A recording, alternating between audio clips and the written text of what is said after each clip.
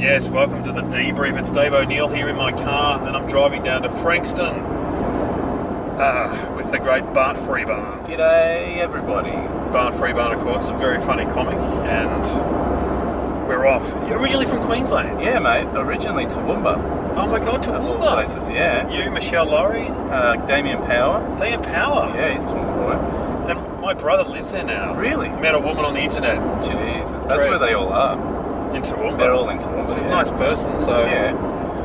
And so, did you come up in that scene with all... So, you would be Michelle Laurie's hero. You'd be like Matt O'Kine? Yeah, Matt O'Kine, Josh Thomas. Becky?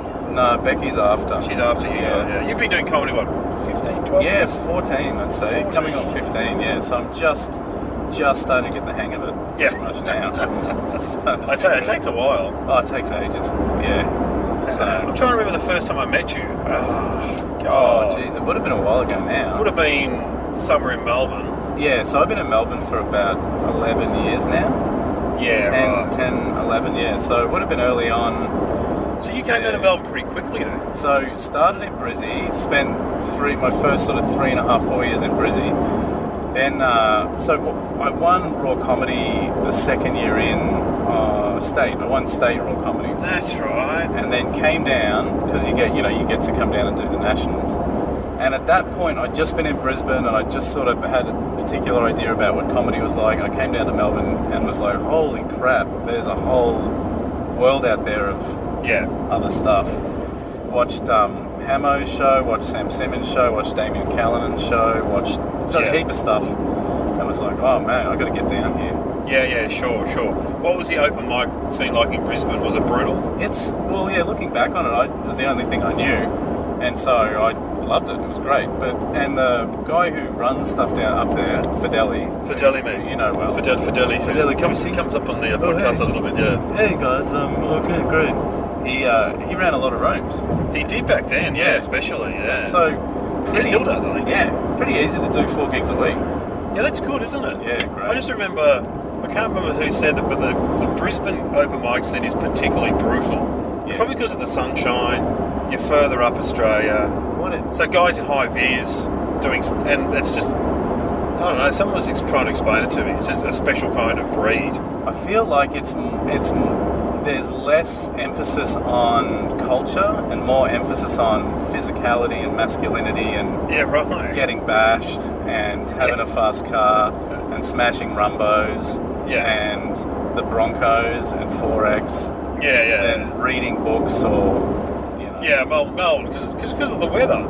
They just say it's because of the weather. Melbourne's got more culture, apparently. Yeah. Even though Brisbane has always had good bands. Brisbane does have really good bands. They punch above their weight. So many good, like starting with... Regurgitator. Yeah, the Saints, the Go-Betweens. Yeah. All those great bands. Oh, mate, like killers. I read that book, Pig City, it's about Brisbane in the 70s and the 80s and into the 90s, about the music scene. It's incredible. Yeah. So it's got its bonuses. I'd say the Gold Coast is the pinnacle of it, where it's just all pecs and fake boobs and no kind of regard for. Saying that, people are people, right? Yeah. Do a theatre gig in Brizzy, it's as good as anywhere really, of course. Yeah. Oh well, there's also a lot of because of the Joe years and that. I mean, it's going back a long time. You know, Joe Belky Peterson. Yeah. There was a huge anti-mainstream alternative scene up there. Yeah, pushing back. There was always, you'd always go to Brisbane and always see Gothics, and you're like, wow. That's commitment. The most extreme place to do it. But maybe going to to be honest, the Middle East is perfect for Gothics because they're already kind of wearing it. You can't tell. No, you can't tell. Yeah, hijab is kind of Gothic. Because I remember last time I did the Brisbane Festival, you took me around to a great cake shop. Yeah, Jocelyn's Provisions. Yeah, that was it. Oh, mate, it rocks. Oh, yeah. There is some really good food there. I've got a lot of great memories of Brizzy. Oh, but anyway, we're going to Frankston. Yeah, gig at the Cheeky Squire. Which is the equivalent in Brisbane of going to Redcliffe or somewhere, isn't it? About an hour out on the coast. Yeah, Redcliffe, definitely. I was going to say Ipswich, but on the coast. Oh, Ipswich, yes. Yeah.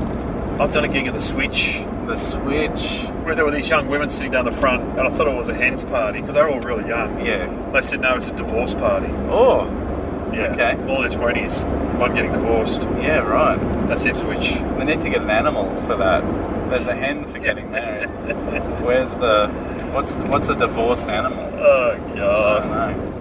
And you've just come back from doing the troops. Yeah, just got back from the Middle East. Sounds bad, doing the troops. You've been entertaining them. Entertain the troops. The Taliban, ISIS, they need... Al-Qaeda. Yeah, they need to laugh as well. So, Exactly. 2.5 weeks over Christmas. Wow. I gave up my Christmas to entertain the troops. In Iraq? Yeah, Iraq and Afghanistan. Did you... At any time... I haven't done it yet. You'd love it. Well, it's... Because Yeah. I've got children and my wife's like, you're not going to a war zone. Yeah. At any time did you feel unsafe? There was no point where I had any kind of physical or emotional reaction. Like, I didn't feel scared. There were a couple instances where I'm like, whoa, this is full on. Like, we run out into a Black Hawk at night time and it just takes off and we fly over Kabul in a Black Hawk. That'd be great. It was wicked and also a bit like, holy shit, we're flying over Kabul in a Black Hawk. And one of the reasons we were is because they're like, look, the roads aren't safe. So all this stuff we've got to take you by air. So you're going by helicopter everywhere. But then 2 days later when we're waiting for the helicopter, they're like, we've cancelled the helicopter and we're going to take you by armoured vehicle. Oh, no. And you think of all those movies you've seen, Iron Man, where, he gets blown up on a... There's so many movies where guys in armoured cars get blown up. Yeah, so they get like caught in traffic and then attacked. Yeah. Yeah, so they'd said that they weren't going to take us via road because it was dangerous, and then they changed their mind. Yeah. And I was like, you guys, are you sure? Yeah, what's going on? And they're like, nah, it's all right. Yeah, nah. And then the armoured vehicle drive through Kabul was awesome as well, because you got a better view of the city and people just living their lives and all that sort of stuff. Yeah, I mean, it'd be great to go and have a walk around. Oh, so good. My twin brother, who works for the Red Cross and other organisations, he used to work for the Red Cross a lot. He goes to third world countries. He says, it's very hard to explain what I do for a job. He's got this accent. Oh, yeah, he's got the Swiss, the international, UN. the UN accent. Got the UN accent, yeah. And anyway, he went to Kabul and he goes, oh, yeah. I just stay in a hotel, I just hear explosions at night, just lying there. It's like, oh, God. He's got the BBC foreign correspondent accent. Yeah, he said he was giving a talk once and there were two British... He often talks to soldiers in his job, and there were two British officers up the back, and one said, and one of his mates was sitting up the back, and they heard this guy say, "Can you work out where this chap is from?" Yeah. And the other one said, "I don't know, but I tell you one thing: English is not his first language." That's correct. That's amazing. Go Aussie. Go Aussie. So, were the gigs? Are all those gigs still sort of similar? Are they always in a shed? Or the gigs were, they're like outside. Most of them were outside. I think 2 of them were inside. All the others were outside or in. Which is hard when you do comedy outside. Yeah, not ideal. Yeah. Big open areas. But the PAs were set up pretty good. The thing that I thought could be potentially fucked, right? Yeah. Because it's just all the things you don't want a gig to be. But the gigs were awesome.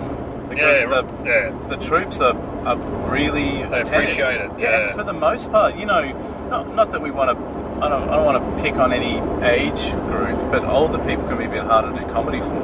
Yeah, right. If you get your 50 pluses on a cruise ship, there just can be, or 60 plus, they can be a bit more like, oh, I'm tired, I don't care, and you're young and you're an idiot. And maybe they're out of my range a little bit, but it's just young. But most of the troops are young. Oh, okay, yeah. And so they're up for a laugh. They're attentive. They love comedy and. Mainly, did you do all Australians? I did a couple with Aussies, and then the rest were Turkish, Azerbaijani, American, British, Kiwi. There was a NATO base in Afghanistan called Kaya. Yeah. It's got about 6,000 people on it, and all the Australians are asked to come. They don't have to; they can do whatever they want. But there were probably half Aussies, and the rest were just from all over the place. Yeah, right. All over the world. There are even some Afghanis there who are just working, puzzled look on their faces. Yeah, being, what is going on here? So it was real. This man's not singing, but what is he doing? He's a poet? Is he a magician? He's telling folk stories? Tricks are crap. Yeah, so there was a bit of a spread there. So I was pretty mindful to try to, especially universal. Yeah, and those sort of things. I wrote a lot of stuff for them when I was there. Yeah. That worked pretty well. Some of it was just making fun of the situation. Other, Kiwis against Aussies, or how another, base that's a bit softer is soft, and everyone loves to hear how the other guy's got it easy, and pitting people against each other. Real fun, simple stuff. Well, you're well prepared for Frankston. Yeah. Which often is called Frankganistan. So you've seen some rough areas. Yeah. You go to Frankston. Frankston, this is next level. We have got our body armour on. You can't hear it. We are kitted. So Frankston has, it's gone slow. Well, someone told me the property price of Frankston, because it's such a nice location. Oh, it's so by nice. the beach. So I was in Wardy Alec not long ago, and that's just epic. It's beautiful. Nice along the bay in Melbourne. Oh, very nice. So beautiful. Anyway, well, keep listening. Myself and Bart Freebairn are driving to the gig. It is 36 degrees in Melbourne, so I don't know. I reckon that'll affect. But if there's no one there, we're blaming the weather for sure. Yeah, definitely. Because you'd probably rather be walking along the beach with an ice cream. Well, just being in aircon. Well, it is going to be aircon. It'll be aircon. Right? Yeah, so maybe people would be escaping their homes. Yeah, Thursday night comedy. Yeah, well, keep listening because in a few seconds we'll be back in the car and give you the full report. Time travel. On the cheeky Squire. Yeah, sweet. And see if it matches up to Bart's, hostile environment gigs. Yeah. All right, we'll be in touch.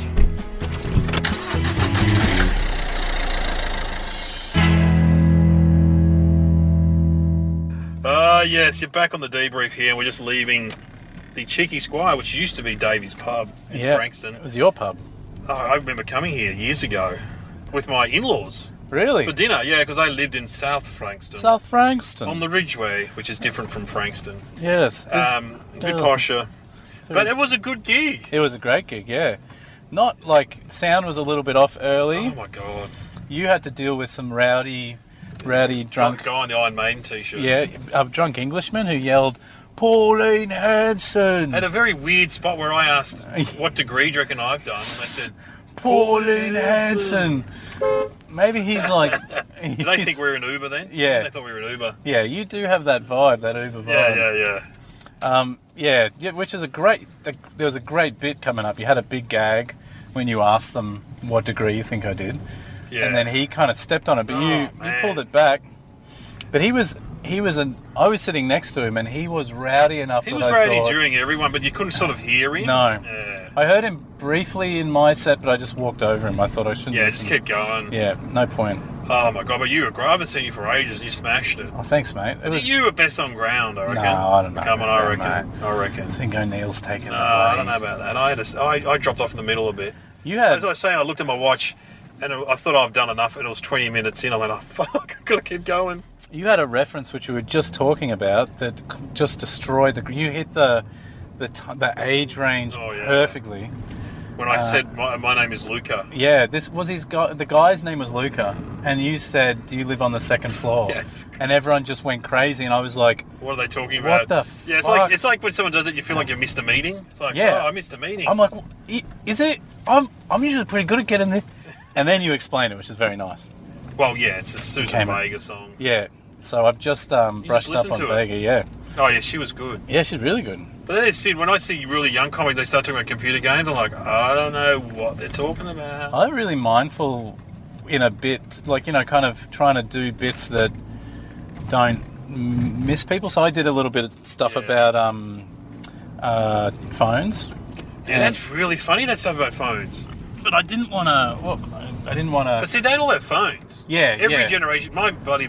Dad has a phone. He's 80. Yeah, so I feel like I could do stuff about phones, but I can't do stuff about Uber Eats. That's interesting. That's actually. the line. Yeah, you can do Uber Eats in the inner city though. Totally, 100%. Because they all get Uber Eats in the inner city. Yeah, anyone who's 40 or younger. Yeah, Uber Eats. They're all on it. Yeah, they're Uber Eating. All on it. But then I think beyond that, people get kind of angry. They'll be like, "Oh, fuck Uber Eats!" And you're like, "You don't like food delivered? It's a rip off. $5." You're like, all right. I'm sorry to make you angry about a convenient service. Fuck.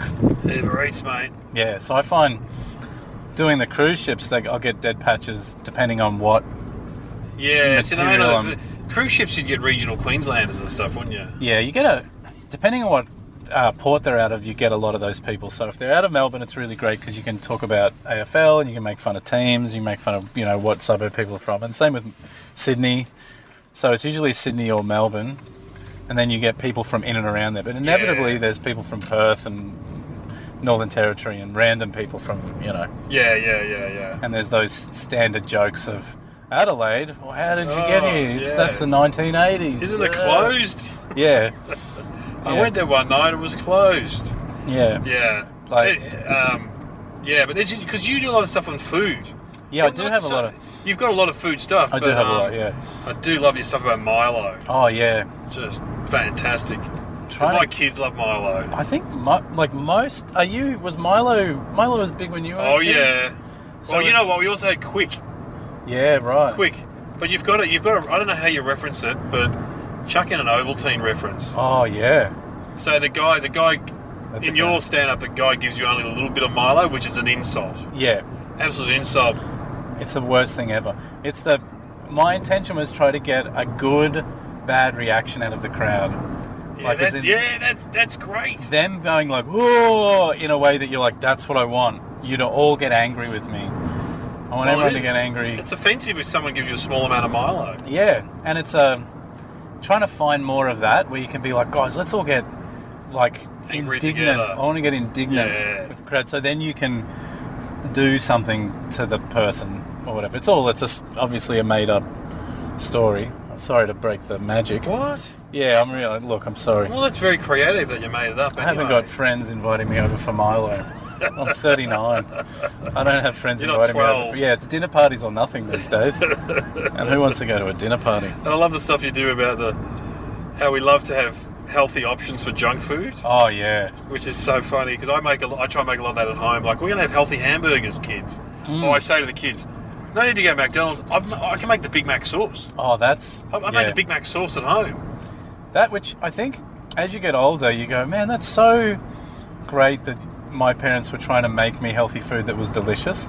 But when you're young, you're just like, shut up, Mum. Take me to McDonald's. I want a fucking cheeseburger and you can't make one. Yeah. Which is, I think, an Eddie Murphy joke. Oh, is it? It's an old Eddie Murphy joke where he's like, his mum is like, I'll make you a hamburger. They're better and they're big onions, chunks of onion in the rissole, and him going, I want McDonald's, and they were a great crowd, actually. They were good, yeah. I did a bit of new stuff. Yeah, which has got some legs. Yeah, it's got some legs. The sleep apnea. My sleep apnea, my CPAP. Sex tape is great. The sex tape is really good. That's a true story, though. That a bloody... Is it? Oh, Jesus. Oh, yeah. It's like at my sleep study, and he goes, oh, yeah, I was watching you on the camera. I didn't even know there was a camera watching me at my sleep study. Yeah, there's definitely something there where you go like, I was embarrassed and my sex doll was double embarrassed. Like there's another pullback reveal there. Yeah. Yeah, so... Man, you're good. You've already given me another bit too. So you quite like watching other people's acts and going, always. I could add... Yeah. Well, look, I don't... It's much easier to do for other people, isn't it? Yeah, it's never my intention. I'm never there on purpose. I just want to enjoy the show. Yeah. I'm not trying to think of it. But then if something fits... That I'm just like, that feels like it'd fit real easy. I'll at least offer it if it's okay. Like I wouldn't do it to everybody. If they're your mate or you'd be like, you thought about that, and they'll either go like, I have, or yes, no, And so you're doing the comedy festival, the Melbourne Comedy Festival? Yeah, I'll be there. I'm doing every night at the Imperial at 9:30. Great. So, and what's the show called? Believe in Yourself. Oh yeah. So you had a great line about that in your show. Oh yeah, so that's the opening. That's the opening. I nearly just took us to Springvale then. Oh mate, there's I want to go to Springvale another time because Daniel's Donuts is there. Oh, it's 24-hour donuts, and it's meant to be great. Everyone talks about it, they rave about it. Oh yeah. So that'll be like a fun mini road trip with a mate. That would be good. Yeah. And so is it like a completely new show, or you're doing some best of? Or... I reckon it's 90% new, 10% old. Hey, that's good. So that's really good. That Believe in Yourself joke that I started with tonight, I had at the end of last year's run. Yeah, right. So I'm a bit like, that doesn't matter. I've done it for a year, but it doesn't matter. It's fresh. Different context. Yeah. So, there's all that kind of goes throughout it. Yeah. Of, like just back yourself and do a thing. Yeah, right. You know? Like your act's good because you're clean too. So you can see why you've do well on the cruise ships and stuff because you're relatively clean. You know? Yeah. You swear a little bit, but not much. But I'm not talking about. I generally don't talk about sex. I do have some sex, porn, drug stuff, but I haven't. It's a bit older, to be honest. Yeah, right. Yeah.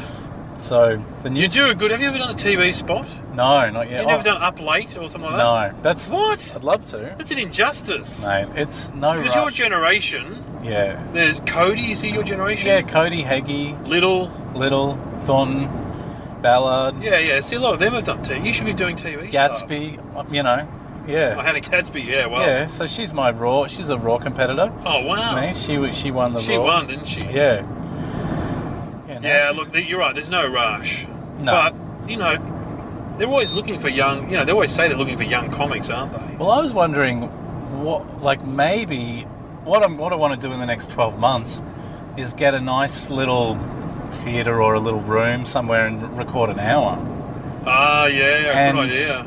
And at least for, just selling at gigs or just to maybe even to not sell a gig, just to chop up and put online. Yeah, it's a good idea. And just sort of throw it out there and have people go, oh, this guy's all right. Yeah, because like tonight, some of those women were saying, "What's your name again?" Because I reckon you were the crowd favourite, and I reckon they were like, "Oh, what's his name?" Yeah, they don't, and it's so quick, and you're up there and you're down, and then they kind of remember your face, and then they're not. Yeah, and there's 4 other people on the same night. Yeah, that's right.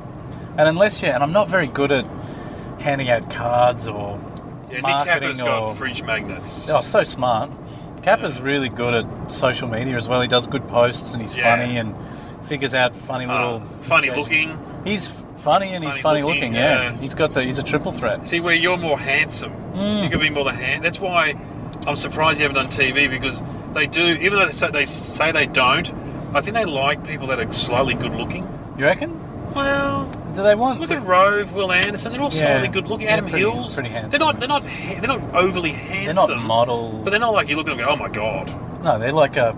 But they're not also a shock to the system. No. Where you go, geez, that guy's a bit weird looking. It seems like a lot of. I mean, we were talking about it before the podcast. I actually can't remember its inception, but how the way that someone looks has a lot to the packaging. Like you could do the same joke amongst 10 people. Yes. And it's a different reaction. Yeah, different reaction, and each kind of group that likes that person will be like, "That's a great joke."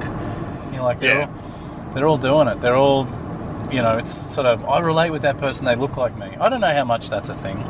I think you're sort of good. Yeah, you've got a good vibe. You've got a good friendly vibe going on stage. Just your friendly neighbourhood comedian. Yeah, friendly vibe. I would describe it as, which is a good guy. I've got a few in the past, people being like, you don't look like a comedian. And I'm like, I don't know what they look like. What do comedians look like? What do they look like? Well, they look all sorts, don't they? Yeah, they just look like people. They don't look like a comedian. Yeah. Well, what do I look like? Yeah. I mean, really, it's more, you're just what you do makes you a comedian. It's not. Let's not judge. Let's stop judging by looks, guys. Yeah, exactly, guys. Let's stop gendering and, judging by race and religion. Anyway, it was great to be back at the Davies Hotel, which has been renamed to the Cheeky. The Cheeky Squire. You did a good. Did a good set, mate. Did a good. What about? So there was a guy. This is apart from the guy in the Iron Maiden T-shirt who was yelling. Oh yeah. There was another guy, Stefan, who was sitting on a table with his mate. Sort of had all this, and I was talking to these middle-aged women, Cheryl and stuff, and he started touching them. That was weird. And I said, mate, that's not the cheeky squire, not the sexual harasser. Which was a great... Hands to yourself, That was a great... It's so weird that he did that. Yeah, it was... Well, I've done a gig at that pub before. Well, actually, no, I didn't do it. I turned up. Yeah. And it was like a smorgasbord restaurant. This was in the 90s. And I said to the guy, I'm here for the comedy gig. He goes, no, well, that was a fundraiser, but we cancelled it. But the agency that booked you didn't want to cancel you, so you're still doing the gig. Right. I said, what? And he goes, there was actually a mic stand next to the potato salad. That's amazing. He goes, you're on there, and there was like 3 families eating dinner. Jesus. And so I rang up the guy from this agency. I said, mate, there's no gig at Davies Hotel. He goes, so what you're telling me is that you're physically not going to walk on stage? Yeah. I said, mate, there's no stage. There's a smorgasbord. on stage. I'm a part of the buffet. Yeah, then he goes, give me the phone to the guy organising it. And he goes, and he hands me the phone back, and he goes, you can either have $150 cash now, or invoice. And I went, just give me the cash. I'm going. Yeah. So it was good to actually do it.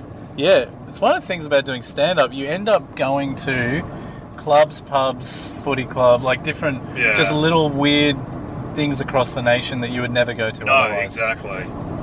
Yeah, like if you're going to I did a gig in some of those ethnic clubs. It was like, I would never come here, but it's kind of interesting. Yeah, like that. Did you ever do that shisha comedy? No, I never did shisha comedy. No. So it's just all these guys smoking shishkas. Yeah, smoking those big pipes like the caterpillar from Alice in Wonderland. And wasn't it really tough? No, it was fine. I mean, when you talk about tough gigs, I think that there's obviously like that gig tonight. I think for some people it'd be tough, right? Yeah, but it's not tough though, really. It's not, right? No. There's things. Well, they'd all paid to get in. They'd all paid to get in. They were attentive. The sound wasn't great, but it got fixed. But, yeah. I suppose there are definitely tough gigs, but most of the time not so much. Sometimes they're a bit quieter, I suppose. Yeah. But it was a triumph, let's be honest. Yeah. A triumph in Frankston. Anyway, you listen to the debrief. We'll be back after this.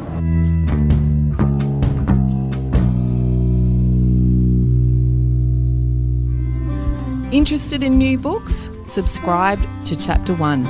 Chapter 1 is a new podcast with me, Nellie Thomas. Each episode, you'll hear the first chapter of a new release book from top publishers. Subscribe and listen to Chapter 1, a new podcast with me, Nellie Thomas. Search for Chapter 1 where you're listening now.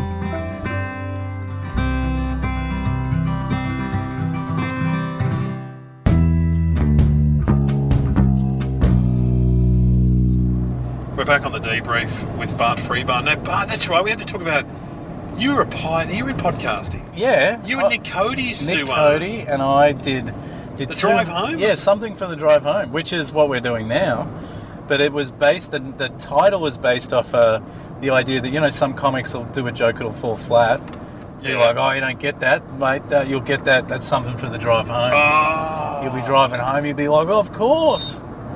Right, that's what it was for. Yeah, so that was the... But you did... That was podcasting before podcasts were on smartphones, wasn't it? Yeah, well, it was. Would have been... We would have started maybe 6 months after Dum Dum. Yeah. Maybe 6 months to a year after Dum Dum.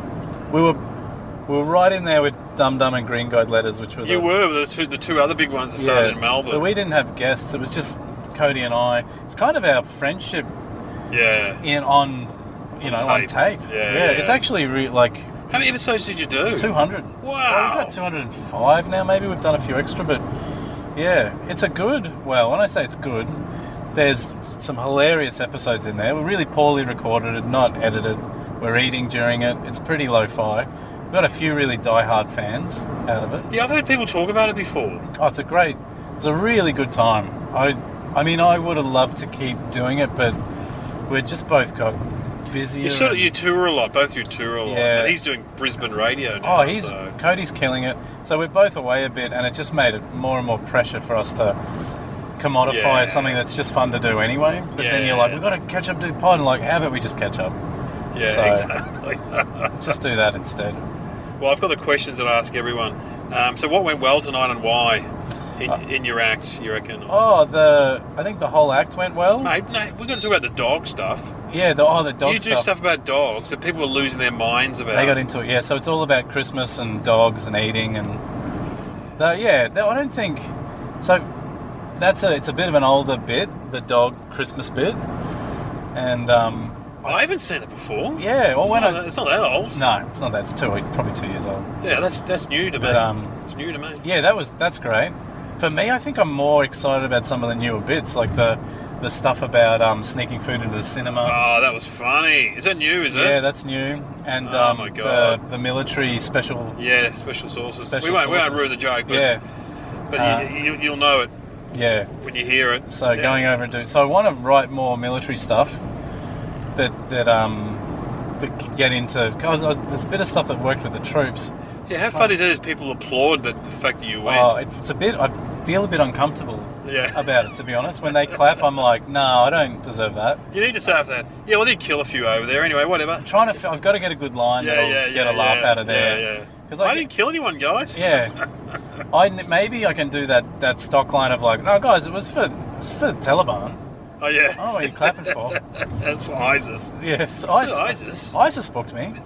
Almost got killed by the Americans. What didn't go well? Did anything not go well? I don't think so. I think it was just it was fine. Were there any organisational hazards that got in the way? The sound system. The sound system. Initially, I thought the sound system was going to be an issue. Yeah, but it was solved by the time you got on. That was great. Yeah, so I think I had the sweet spot really. Middle spot. The safety spot, we call that. Yeah, real it's gentle. the best one. So I think partly nothing went wrong because I was just handed a delightful spot. And how can we do better next time? I think we've just got to keep on keeping on. Yeah, right. Keep the guy in the Iron Maiden shirt out. He actually walked out though, didn't he? He did walk out, and he gave you a double thumbs up when he was walking out. I actually thought you were going to rip into him a little bit, but you're very polite. Well, good to not be antagonistic. I think you picked it. Well, after a guy chased me and pushed me to the ground once, I've stopped doing it. Okay. But he did have tattoos on his neck. He did. No, this guy that I insulted once. Okay, yeah. Did he have tattoos on his neck as well? I think he was a bit tatted up. He's a bit old, grizzled, looked like a bit of a tradie. Yeah, he'd be about my age, but I always just think, when you're on stage, you think you're invincible. Yeah. But, I broke a vertebrae in my back on stage being an idiot.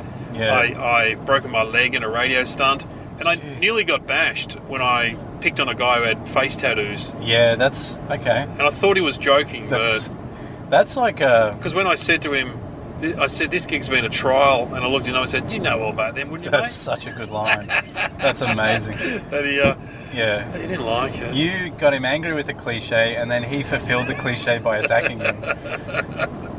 Well, what actually happened, his girlfriend got up and left because she'd had enough. Yeah. And she's like, oh, shut up, Gary. And she was a blonde, attractive girl. Yeah. And I said, oh, your fucking girlfriend's left you, mate. And he sort of turned.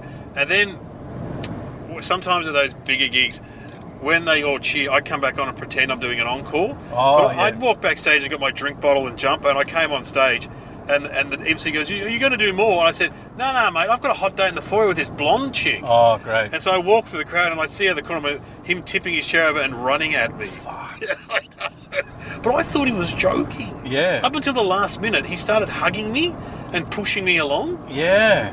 And then he said, don't insult my missus. And all the bouncers grabbed him. And far out. God. And his court date was set. Yeah. It's pretty great. It's pretty good. So from that point on, I don't antagonise dudes. Yeah, see, I do still sometimes, but I don't know. Like you're right, it's not smart, but I try to pick my fights as well. Yeah. Well, you know what? It was the third gig I'd done that night, and I was having the best gig. Yeah. So you think you're invincible? You kind of are. Yeah, you kind of are, but you aren't. Yeah, no. You could. Bad things. I still remember working with David Strasman, and it was a Christmas party, and all these guys from a mill. Yeah. Right. They get free drink packages. A mill. It's one of the most basic things. I know, and I didn't even know mills still existed. And the feudal age. And they're all like this. Hey, you Yankee fucker, you Yankee fucker. And Strasman goes, why don't you come up here and see that? Or maybe he said it through his puppet. Why don't you come up here and see that? And the guy just gets up and goes, all right, I will. And just walked on stage, and he shat himself and ran off. Yeah. Left the fucking puppet there. Oh, Jesus. And the puppet bashed the shit out of him. Well, the tech rang on and pushed this guy into the audience like a fucking riot started. Oh, Jesus. I was hiding with Teddy Bear. Where I was doing a joke about TAFE years ago, and I was at the Gold Coast at the Broadbeach Tavern, so it's already like a bit of a rough setting. And there were probably 15 guys there in high-vis who took my joke personally. And just the menace I felt coming off them was terrifying. Yeah. It's hard to do a set when you're scared. Yes. Comedy really stops when you're scared. It's true. When you're like, oh, you guys, come on. So you're right. It definitely, things can happen. Things can happen. Now, we should plug you're doing the comedy festival at the Imperial. Yeah, 9:30 every night. Believe in yourself. Come along.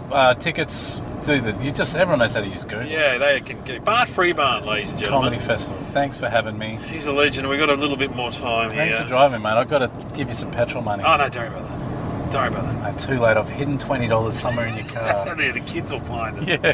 Thanks, Dad. Thanks a lot. That's one of your CD cases. Bart Freebairn, thanks. Cheers, mate. It's been the debrief.